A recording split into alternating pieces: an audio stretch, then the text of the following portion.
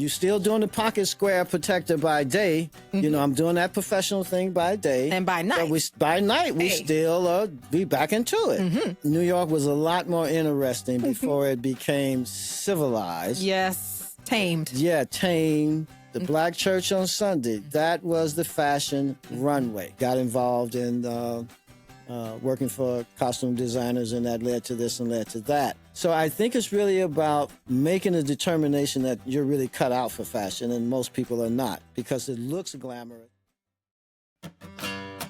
Never Work a Day talks to folks that are pivoting their lives to follow their passions. We talk about pitfalls, misadventures, hilarious and heartbreaking, meet the outstanding individuals, and learn about their continuing journey. I'm your host, Nikki Frankel, purveyor of platforms and creator of play spaces, and I'm so excited to bring you the stories of these extraordinary individuals.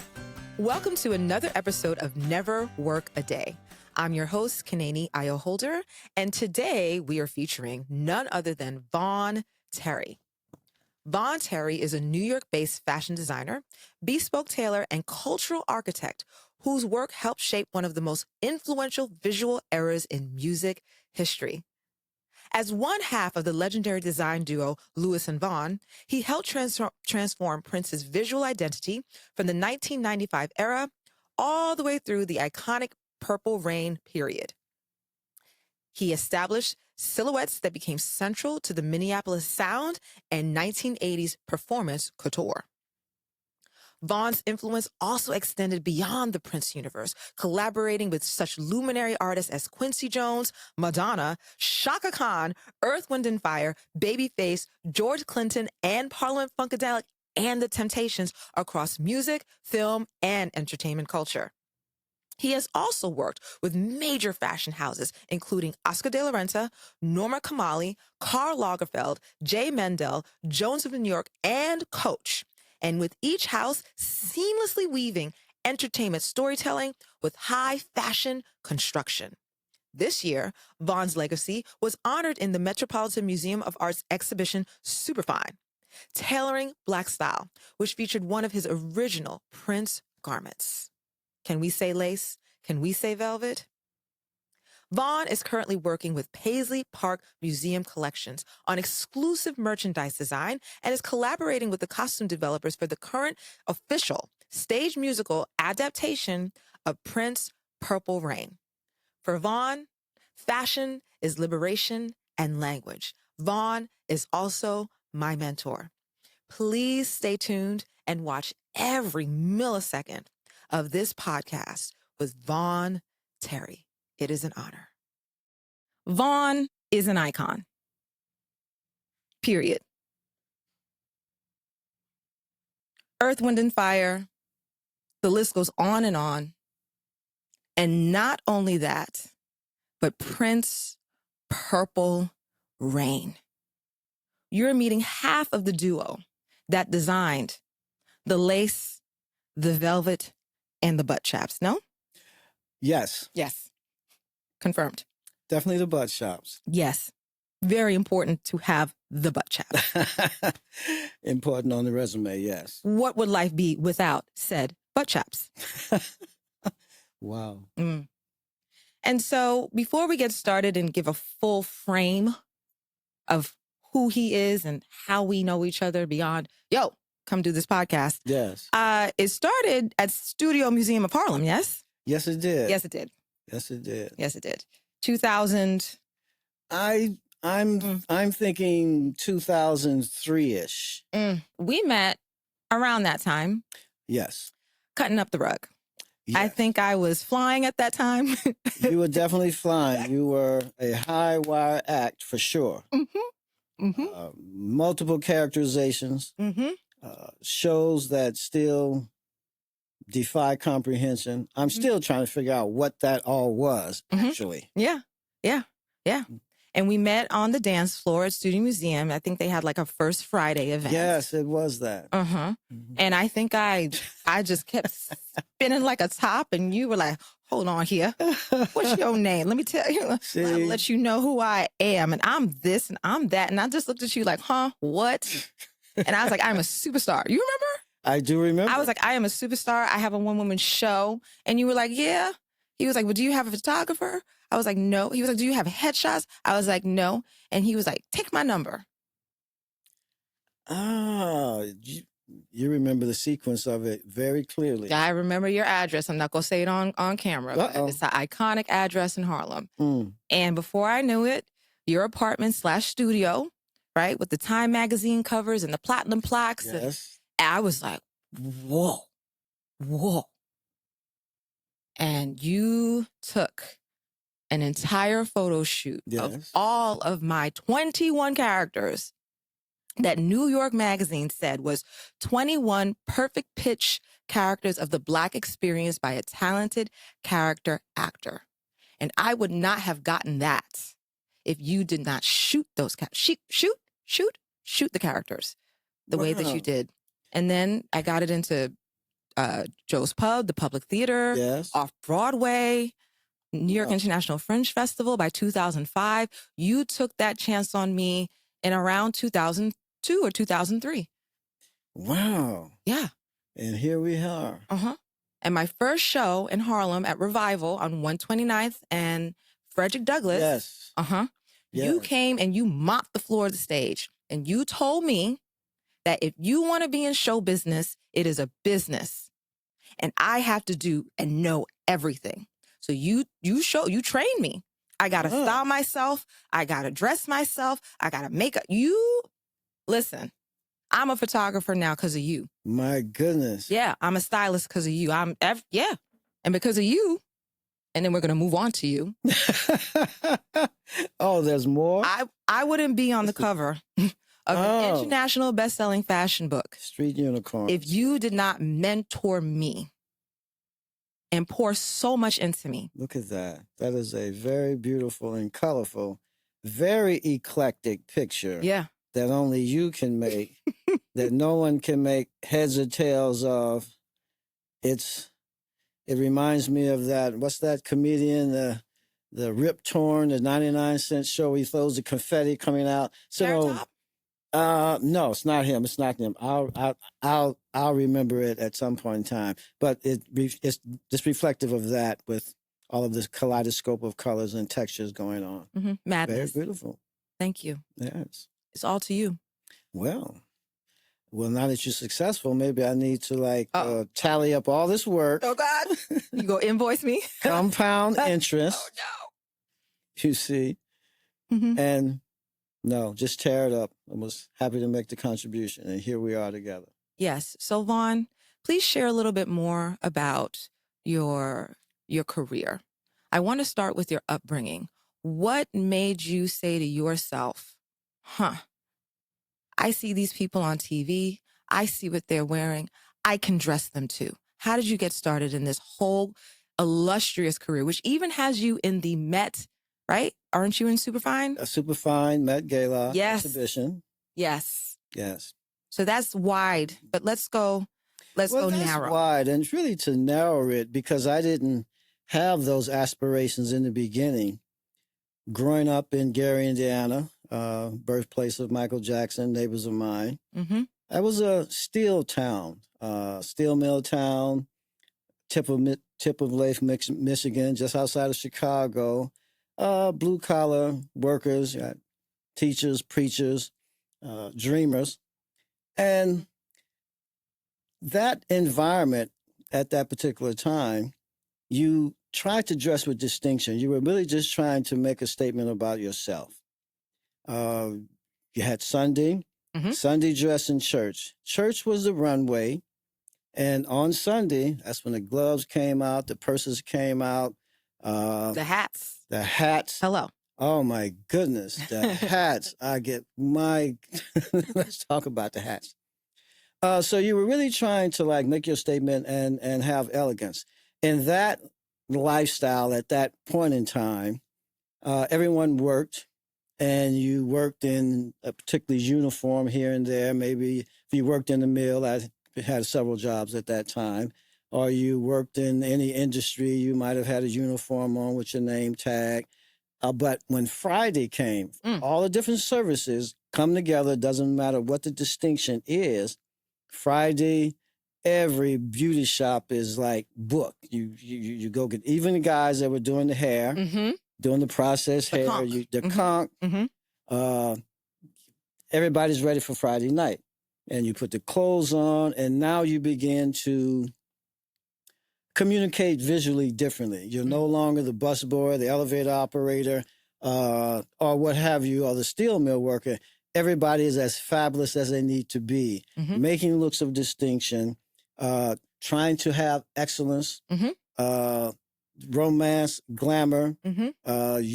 You pull the cars out of the garage, or if you have a garage. I mean, a lot of people had Cadillacs, didn't have a place to stay because it was more important to drive up looking right. That's right. Than to have some place, of security. It's like the fur coat, but you can't afford to dry clean the fur coat. Yeah, Okay. exactly. Yeah, but you deal with it. So that was the early beginnings there. Also within that particular environment, you right outside of Chicago, and you have that influence. You have the street level influence. You have the drug dealers. They had money. They had cars. You had the pimps. They had money. They had cars. They had women. Harems. Harems. And you're looking at that, and you're trying to make, everyone is dressing anyway. That was an era of different distinction. So you really were just trying to blend into what that world landscape was at the time. Most people started getting tailored clothing as teenagers versus, now maybe not so much. So you start from really that, and you just really keep building. In my particular instance, coming down to how I got going, in that particular era, I mean, you definitely had Motown, that influence. So what decade is this? Well, this is more 60s. Okay. You had... So this is post-Zoot Suit? It's post-Zoot Suit. And we probably... And that was more of a California situation. We missed that altogether. In that Midwest, Chicago, Gary area, you certainly had the influence of Motown, Supremes, the Temptations, Smokey Robinson. All of these things are filtering down into you.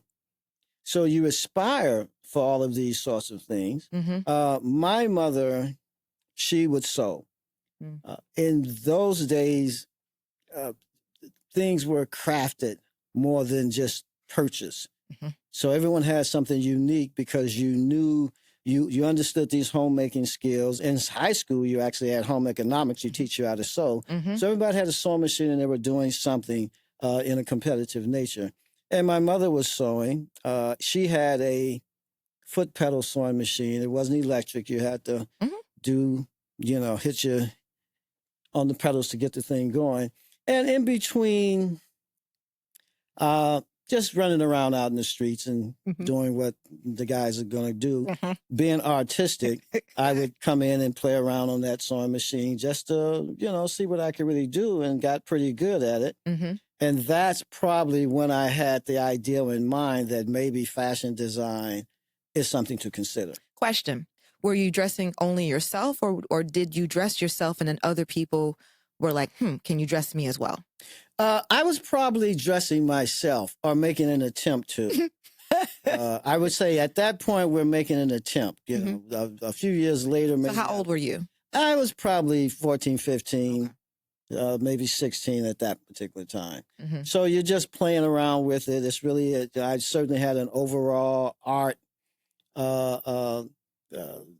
interest in school, and definitely on my own. So it all kind of went along with my overall composite. I didn't have a lot of peer pressure. I mean, I was out in the street doing what guys do in the street. So if I'm doing that, then don't bother me because I'm on the sewing machine, sort of a thing. But it was a different era where you didn't have all these unnecessary peer pressures about things because everyone was trying to make their own interpretation differently. And so from a young age, you realized that fashion wasn't just something you wear, but was a language, and it could communicate in ways that maybe words could not. Yes? Well, clearly that. And as we, round that around to what we're really dealing with now, we didn't really understand that, but we did understand how that made you be perceived differently.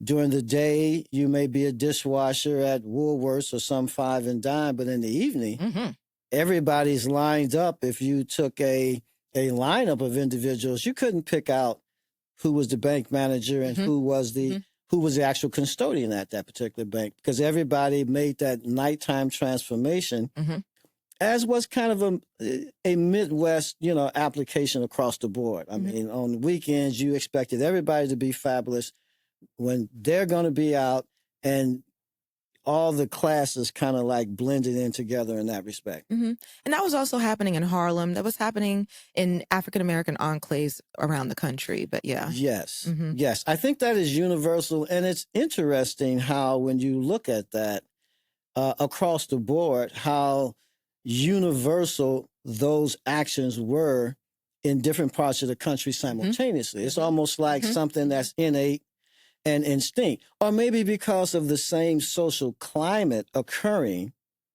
as far as, suppression, as far as being withheld, as far as being, on the outside of something. Everybody's clamoring to be included. It's the inclusion of it. And that just kind of, maybe it was in the air. So everyone's doing the same thing. And not many people were different in different parts of the country. And so, okay, so you're a teenager, you're starting to experiment with sewing and dressing yourself. And then what? How did you think to yourself and say, maybe I can make this a business. Maybe I could become professional. Maybe I can do this for a living. Did you feel like it was a calling, or did you feel like it was a hobby? Well, at that time, I felt it was really a hobby. And certainly the advice that you would get from adults who, couldn't put together the understanding that something like this could be a career, an art career. That's always a hobby, especially coming from a steel mill town of blue-collar labor. You want to, it's about do something that gets you some security. You're going to, go broke trying to do this other thing. And of course, high school counselors, they would advise you more intelligently. And I had a lot of skills across the board. Math was a lot of them. And you learned a lot of things in high school there that was more associate's degree equivalence now. I went to school after high school for electronics. And I was an electronics technician for a major company in the Midwest, or around the country, Honeywell. But I was living in Milwaukee at that particular time. I still had the interest in the fashion, but I had also an interest in photography that I had started as a teenager as well. So my first foray into art education, going to Milwaukee Area Technical College, was in photography.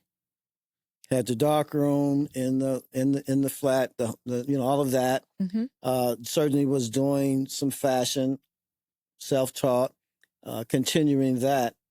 So it was actually about 4 years into the career with Honeywell as a electronic technician, going out to companies and maintaining their temperature controls to make stuff work and run. And I'm like, yawn. And then, of course, you still doing the pocket square protector by day. I'm doing that professional thing by day. And by night. But we still be back into it. So now we're in the Milwaukee version of it, and you begin to hang out with the musicians, and the musicians are always maybe, dealing this and women that. And so you're back into the same, and when night falls, we come out again. And that's where the fashion slave was. I got to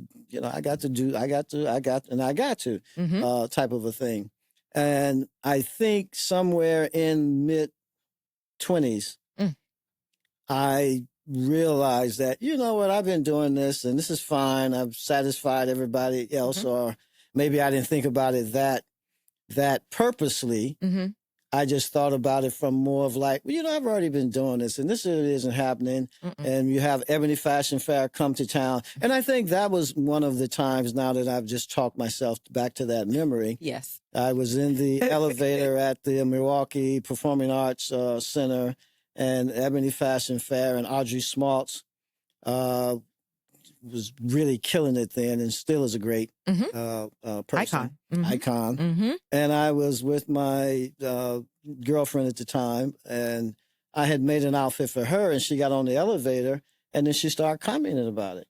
It's like, I'm like, Hey, Audrey Smalt is like looking at, yeah. yeah, and Yeah. I'm certainly, dressed Mhm. correct, Sharp. sharp. I'm still on it, so Ready for prime time. yes. And I just like, you know what? Now that might have been the first time that I said, "Oh, there's something here." Yes. Yes. The validation of someone else in the industry that looked at what you thought was self-taught. Yes. But she saw it as ready for the runway. She saw it as ready. Yeah. And I didn't have a pathway for it, but then as life would go on shortly thereafter, the job I was dealing with Honeywell kind of came to an end. Mm-hmm. And I said, I'm coming to New York. Oh. So that's when I took a job with the airlines, TWA at the time, and I was being placed in New York. So maybe 74, 75, I came to New York versus working for the airlines. So you're around late 20s? I'm mid to late, maybe 25. Okay. All going on 26. Mm-hmm. And I took that job and that opportunity, and I came to New York. And that probably wasn't the time to go to school in New York, because you come to New York, you got Studio 54. Yes. Yes. New York was a lot more interesting before it became civilized. Yes. Tamed. Yeah, tame. Was graffiti on the subway. I mean, everything was, hippie and bohemian. Central Park was hot. And I lived at actually right up the street, 31st and 7th Avenue, right across from Madison Square Garden. Who can afford that now? Well, you can't afford that now. But I guess what? You couldn't afford it then, and the rent was only $500 a month. Oh.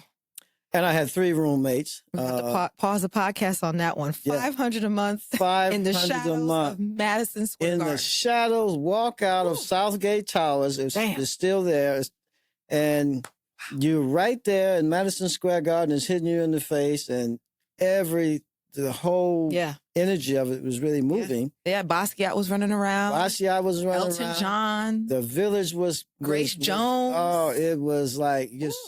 It was just so much. Donna Summer.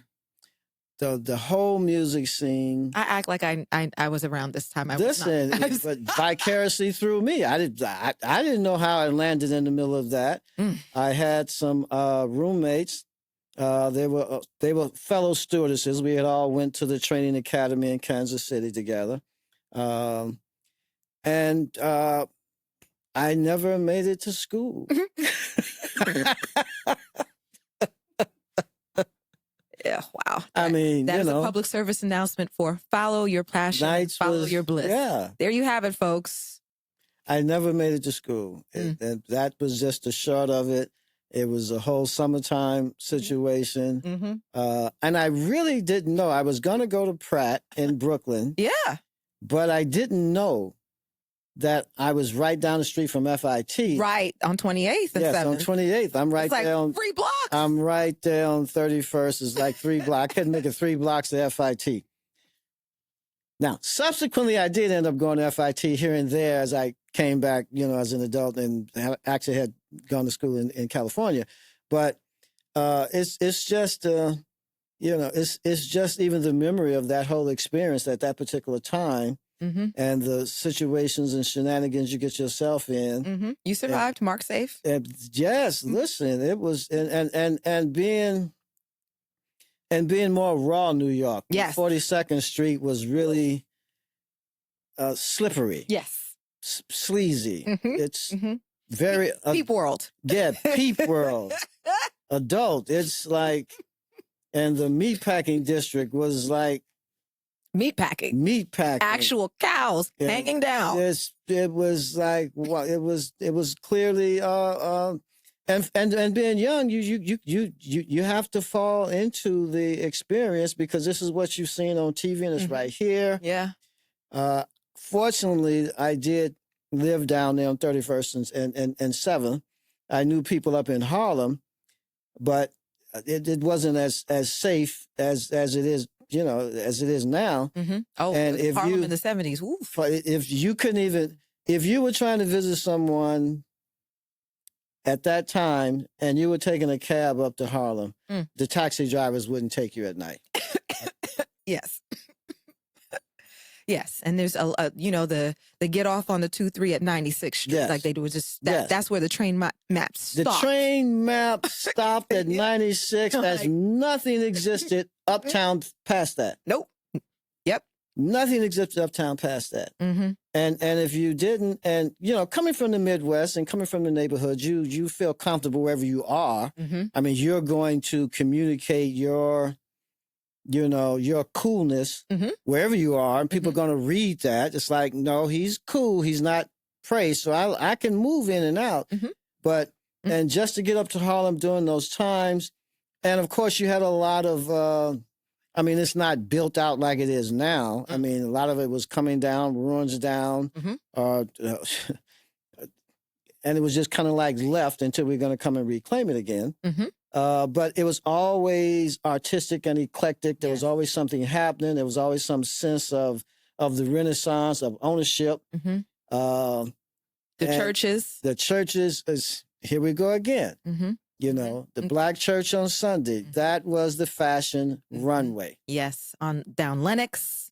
Down Lenox. Down Adam Clayton Powell. Up and down Adam Clayton Powell. But even still, and even now when I walk down some of those streets, I just chuckle. Or if you're coming from Lenox and maybe it's like 129th or 130th or one of those streets, several of those streets, you just to make the block from Lenox over to Adam Clayton Powell, there's got to be 4 churches. Yes. Yeah. I'm like saying, where do you find enough congregation for 4 churches, just like one right next to each other and across the street and across the street? And it was just flourishing in that way. And that inspired you as well? Did you infuse some of Harlem? Well, it was that. It certainly was the whole aspect of communication. I mean, you may not have a lot monetarily, but you have a lot in the integrity of how you really see yourself. And then more than now, when you're coming down Lenox and, that Sirius Boulevard, that was a promenade. That's right. The townhouses. That was the runway. That was the runway. Up and down both sides of the street. You got that's where you had that's where you have the tall brownstones, the 5-story ones. I mean, it's like, with the steps. Yeah. It's straight up. Yeah. And so you're there, you're just taking all this in. You have the record shops. And that's probably when, Dapper still had his store on 125th. Dapper Dan we're talking about. Yes. And I just saw him yesterday at Sylvia's. You saw him at Sylvia's? Yeah, he's my other Papa Smurf. So yeah, I know. Jealous. And we were just there the closing night of the Met Gala. Of the Met Gala. And Dapper was there too. And Dapper was there, and we shooting in the whole nine, and we sent him on his way. Yeah, that's right. That's right. We have tons of photos with him. Yes, we do. Yes, we do. Yes, we do. Time flies. And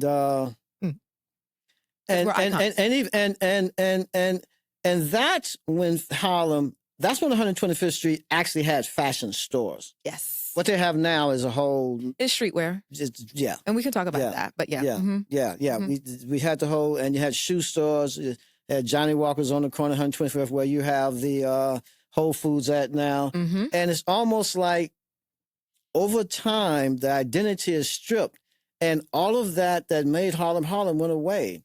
And all of the clubs that was really up there at the time. I mean, the old Cecil's. I mean, the Cecil's, yes. Yes. Yeah. Definitely that. And the Companion Club. It was really still vibrant. Yes. And what were people wearing then that caught your eye? Well, what caught my eye, at that particular point, we were still, it was definitely like the theme song. It was definitely the Superfly. Yes. You see, you saw those cars. And even in the movie, people don't understand, those were not like Hollywood cars. Those were cars those were actual pimp cars. Yeah, I was about to say souped up cars, yes. They were actually pimp cars. They were actually owned by some pimps, and they gave them some walk-on parts. Can we use your car? And I was... Thank you for the history. Yeah, listen, Hollywood couldn't even make those cars. You had to know what was happening. They had places in New Jersey that would make those cars. And you had a lot of that life happening. Yes. You see, you still had, you had a lot of activity around 116th and Adams Plain Power around Graham Court, which was in the movie. Wow, I have to remember. I have to remember. It's Wesley Snipes and all of them. They had the. We should know this. We should know this. We should know this. But that over drinks, we'll remember. Yeah, but you know that complex, and you see the whole energy happening. It's up and down the street. The cars are going. The women are glamorous. It's like Shaft, Superfly. Yes. You got Lenox Lounge. You got all the great places. Yeah. That you know are icons, and you just stop and watch and observe what's you know and take all of that in and Lenox Lounge is now Wells Fargo. It's Wells Fargo. You know what? Listen. Whew, we need a cocktail. We need a cocktail. I am so. I mean, I'm just so disappointed in the owner when all of that was shifting down. Robert De Niro owns the marquee. He took the marquee. Yeah. Because there was no reason for that lounge to not just. It was only a 2-story building, and for all the money that was being made there, for him not to lock that down. And it's not a landmark. It's not it's. And even when even when they were moving out to like try to preserve all of the artifacts on the inside, the chairs, that should have just the jukebox, and the whole nine. Yeah. I used to hang out with Paul Mooney there at Lenox Lounge. Yes. Yeah. Yes. In his latter years, he would just go there and talk about Aretha Franklin and titties and hats. Well, she had plenty of both. Yeah, she did, and he would just keep drinking some Henny. Yeah. That was just a relaxed place where all of the high celebrated individuals, the politicians, everybody just came down into a common denominator. Yes. You see, you could take off the pretense and you can just be who you are. And I think Harlem had that kind of neutralizing effect. You could go around the corner here. You really had a community. And I think over time, the intention of dismantling that community is what became how it's transformed to what it is now, which is still there and it's making money for people. But there's no continuity and connectivity. Now, question. When did you move to Harlem? And then I want you to talk about what you think of fashion today. What are the trends that you see? What advice would you give to up-and-coming fashion designers? And then I'll end with AI because, you know, we have to end on a very high note. Oh, my. Pun intended. Well, I didn't move to Harlem initially. I mean, just to compact the transition of things, since I never made it to school here, I did end up going to California, which Providence, some guiding hand, said, this is where you're going to go, because I would never have made it into the entertainment realm of it had I not gone to school at Fashion Institute of Design in Los Angeles. So actually leaving New York, going back to Milwaukee and bundling up the little family that was kind of waiting to figure out if I was ever going to show up again. He got lost in the concrete jungles, you know. Definitely go to Los Angeles and went to school and got involved in working for costume designers, and that led to this and led to that. And led to this and led to that means dressing Berry Gordy, dressing so many. Going into working for the legendary costumer Bill Whitten, which for those who may not be familiar with him, you're familiar with Bob Mackie. So he was the Black Bob Mackie, and he had all the acts, whether it be Earth, Wind and Fire, Jacksons, Commodores, all of that and all that. I was going by to take a young lady to lunch that I was kind of seeing at the time who worked there. She introduced me, and we had a conversation, and he asked me if I had a portfolio. I wasn't really looking for a job. That was about 1980-ish now. I wasn't really looking for a job. I was doing some other things. I actually was driving around town in like a little classic Thunderbird, 64 Thunderbird. I thought I was kind of, happening. But showed him my portfolio and we talked and he kind of offered me a job. And I'm looking around, I'm seeing the potential. And he said something about, but I can only afford to pay you minimum wage. I didn't even really hear that. I just saw the potential because I knew what he was doing. I was probably making more money doing Little League sports photography, and I was. But the opportunity was a great one. And I started working for him. And being a little older, and he kind of needed, somebody with a little bit more savvy. Maybe a couple of months in, I was opening up the shop and running errands and doing things of that particular nature. And taking clothes to the studios and fitting different acts. And that's how I made a connection with Earth, Wind and Fire and my partner, Lewis. And then you are now working also with Prince's estate, yes? Well, I'm working in a very loosely connected way. As I'm... and then there's the Broadway show or the off-Broadway. There's a show about Prince and you are... There is a show about Prince, and I'm kind of loosely... I don't want to, give myself a position. Lawyers. I don't want to employ myself beyond a point of just like being heard and responded to and recognized. There you go. The Prince estate, which is... the executive for it, Londell Macmillan, which is doing a very good job. Yep, Londell for years. Yeah, you've known Londell for years. So he's doing a very good job with continuing to grow that whole property and like it. So they have the Purple Rain musical that is in rehearsal previews in Minneapolis. It's at a nice theater, the State Theater, that has about 2,100 seats, kind of like the same configuration of Broadway theaters. Yeah. And regional, yes. And they crafted a very good musical. He has a lot of people, Tony nominated individuals in key positions as far as some rewriting the script, the director, the choreographer, which won an Emmy, then definitely Montana, who's the costume designer, who did literal translations of things that were really going on.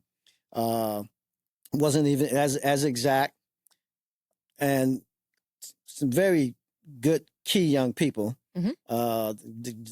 Chris, the gentleman that plays Prince, kind of has the same likeness. Wow. The young lady that's playing Apollonia, they give her a little bit more to do. So the whole cast is really filled out, and they have to do different adaptations because the movie was like slice. You can only do wardrobe changes, set changes. Right. So it's the adaptation. The clothing wasn't as literal. The Prince guy, the Prince character, we did some ruffle shirts, things of that nature. At least they did. And it was fine. But the standout star, I won't call him a star, but the standout for me, whoever they got to play Morris, I thought it was so Morris on stage. I said, whoa, what's Morris doing here? He had it so nailed that it took me like a half hour to realize that's not Morris at all. Oh, man. So it was a 3-hour production. They cut it down about 15 minutes. And they hopefully are coming to Broadway. Yes. Now, because the Tina show was on Broadway, right? Michael Jackson's still running on Broadway. So, we're up for another musical of an icon. I love that. And then just to close it out, advice to up-and-coming fashion designers? Well. Dreamers. Well. From your perch. From my perch, I'm definitely always, I like coming from the perspective of you still have to get education.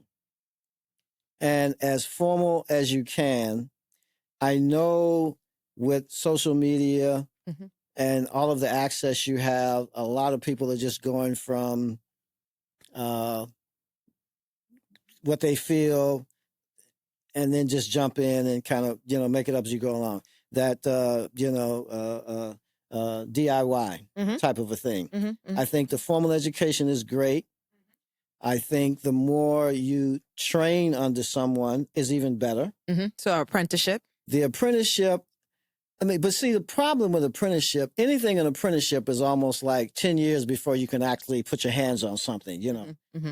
And no one really wants to do that, although it still takes 5 or 10 years to even know what you know anyway. So it's the same 5 or 10 years. What do you care? You know, be under somebody as a guidance. Mm-hmm. I mean, even at this stage, I still have a mentor. Yeah. You know, my mentor, Andrew Ramroot in London, that I'm still learning and training how to be better at what I'm trying to be.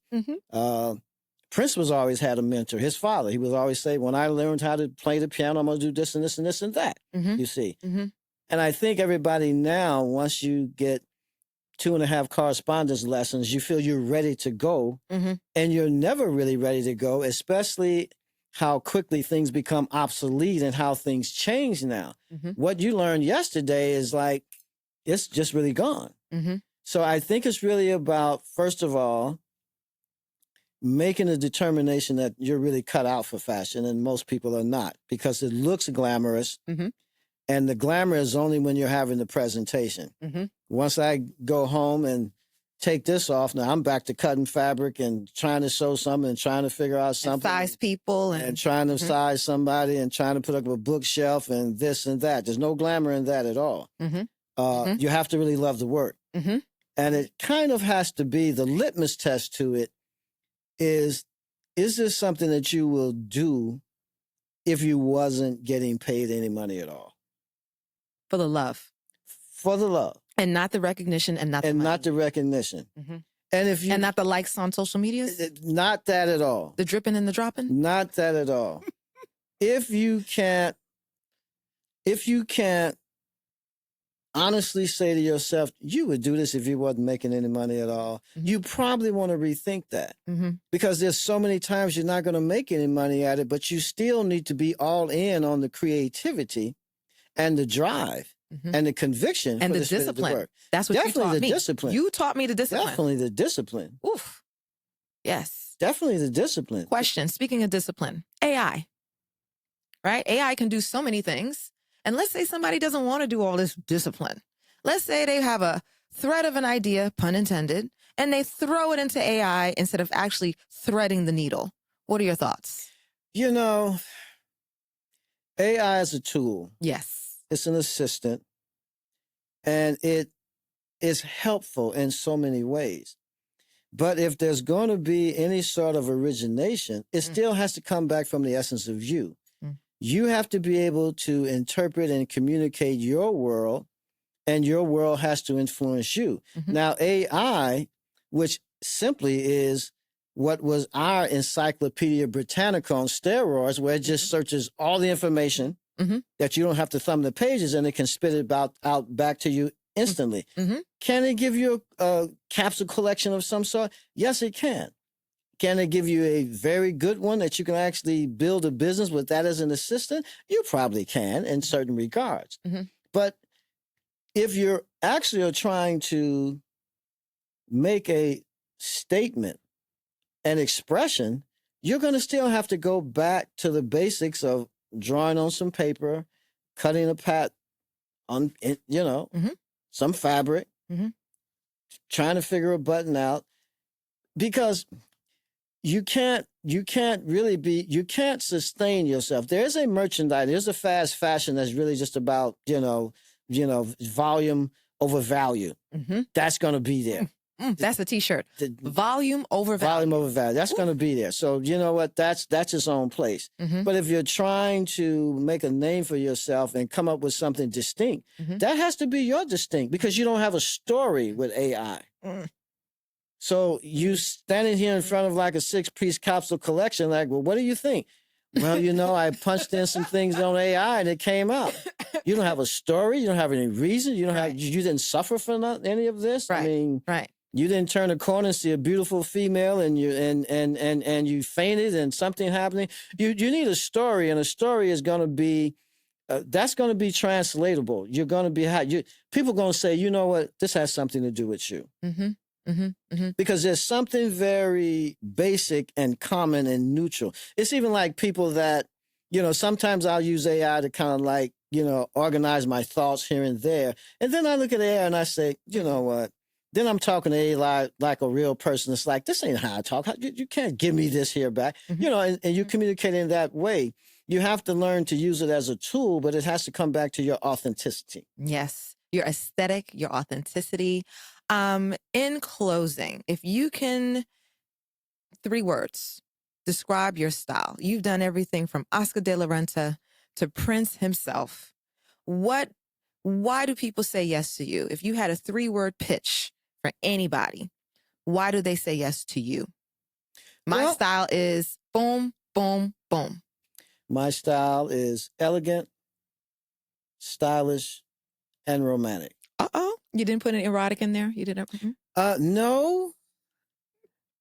I'll save that if I'm dealing with a different crowd of people and we need an erotic touch. Just as a hint, just as a little tap. I mean, there's a lot of adjectives to, nibble around the edges, but the basis of it is definitely, it has to be elegant, it has to be stylish, and it has to be romantic. Because, see, stylish is different than trendy.